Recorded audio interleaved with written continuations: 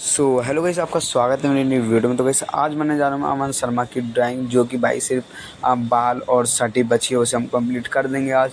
और हाँ, तो चलो बनाते हैं। और मैं कुछ मतलब ज़्यादा नहीं, पेंसिल और ब्रश का इस्तेमाल करूँगा बनाने के लिए।